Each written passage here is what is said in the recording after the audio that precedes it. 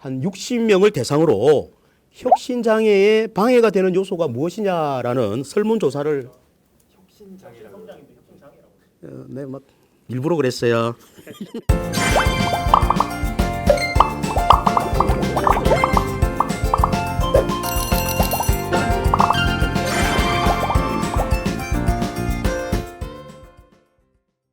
안녕하세요. 내시의 특허청입니다. 저는 내시의 남자 박성우 심사관입니다. 자, 시청자 여러분, 올해 한 언론사에서는 그 교수, 연구기관 그리고 금융권에 있는 사람들을 60명을 대상으로 해서 혁신 성장에 방해가 되는 요소는 뭘까요? 라는 설문조사를 했다고 합니다.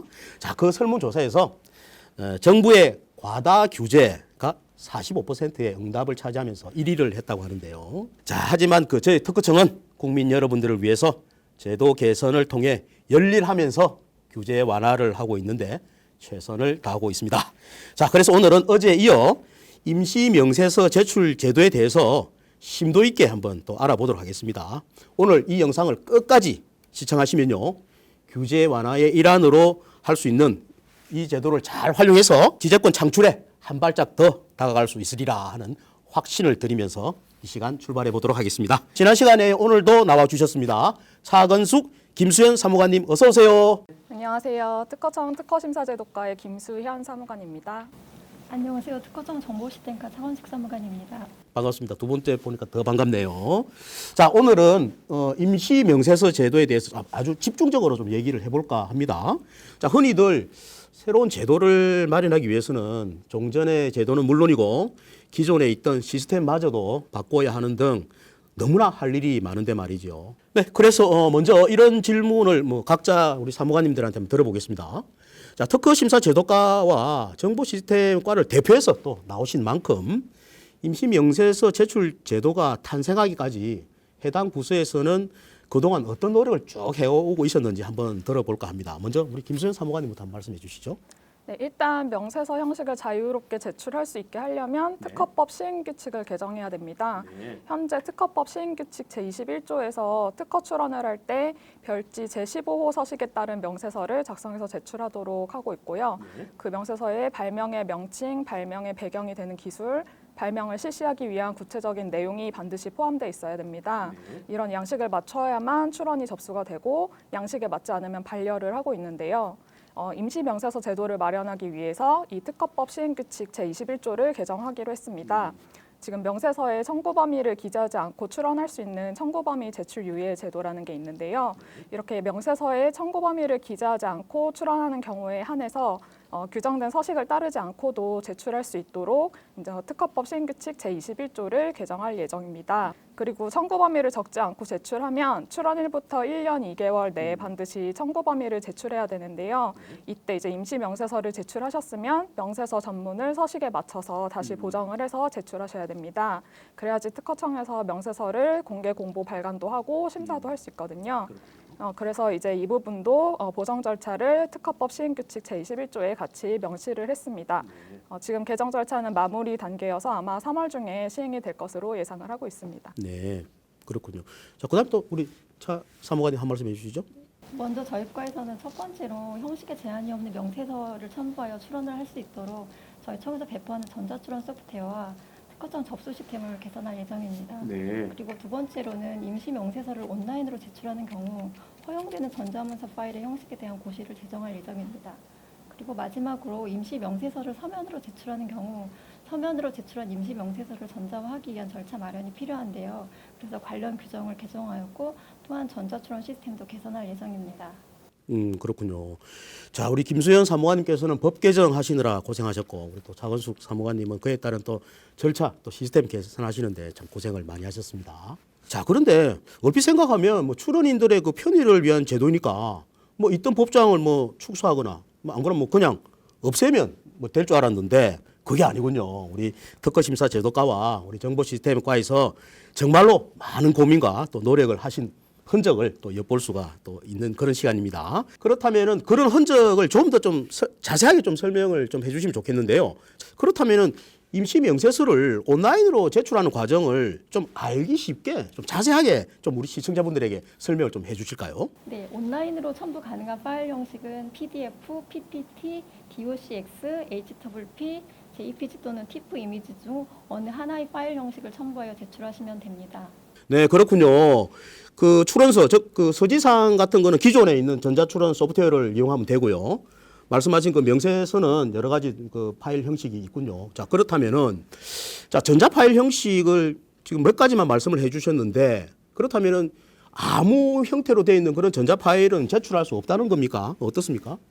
네, 출원인이 제출한 전자문서들을 관리함에 있어 보안이 정말 중요합니다. 악성 코드가 유입되면 정보 유출 가능성도 있고 시스템이 마비될 수도 있으므로 원천적으로 차단하는 것이 필요합니다. 네. 그래서 임시 명세서를 칩 등의 압축 파일로 제출하는 경우는 악성 코드 첨부 가능성이 있어 첨부 불가능합니다. G 파일은 안 된다는 거네요. 악성 코드 때문에.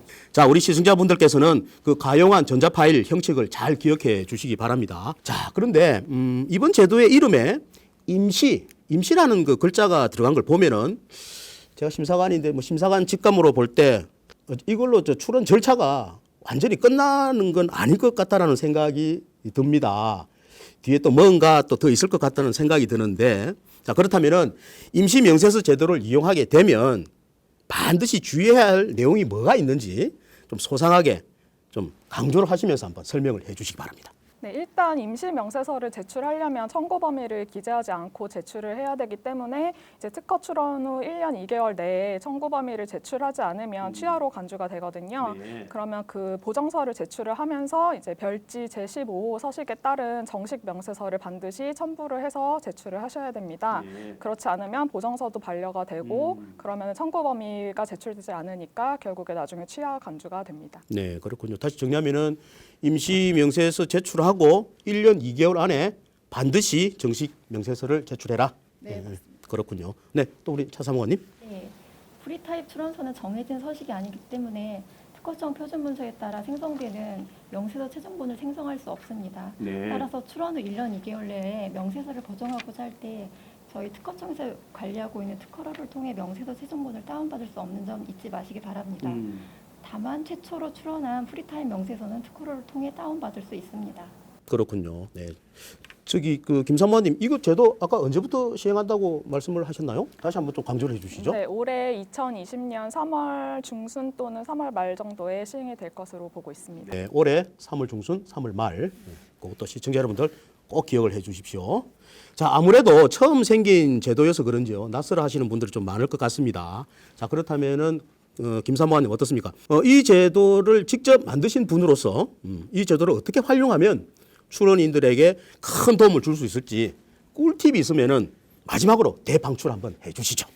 일단 이 제도는 미국의 가출원처럼 출원을 빨리 할 수 있게 하려고 만든 제도여서요. 네. 기본적으로 이제 가출원의 이용 전략을 적용할 수 있다고 보시면 됩니다. 네. 즉 출원을 할 때는 가출원처럼 임시 명세서를 이용해서 뭐 논문이나 기술서를 그대로 제출을 하시고요. 네. 그렇게 하면은 출원일을 빨리 선점을 할 수가 있고, 그다음에 나중에 제대로 된 출원을 다시 하면서 우선권 주장을 하실 수가 있는데요. 앞선 출원을 선출원이라고 하고 나중에 하는 출원을 후출원이라고 하면 선출원의 명세서에 있는 내용을 이제 출원일부터 1년 내에 후출원을 하고 우선권 주장을 하시면 되고, 그 후출원에 대해서 심사를 할 때 선출원의 출원일을 인정받게 됩니다. 그리고 선출원의 명세서에 포함된 내용만 우선권이 인정이 돼서 처음에 제출하시는 명세서 내용이 상당히 중요하고요. 이렇게 우선권 주장을 한 경우에는 선출원은 1년 3개월 후에 취하로 간주가 됩니다. 후출원은 선출원일을 인정받고 심사를 받게 됩니다. 물론 후속 출원을 하지 않고 그냥 임시 명세서 출원을 보정을 해서 진행하는 방법도 있습니다.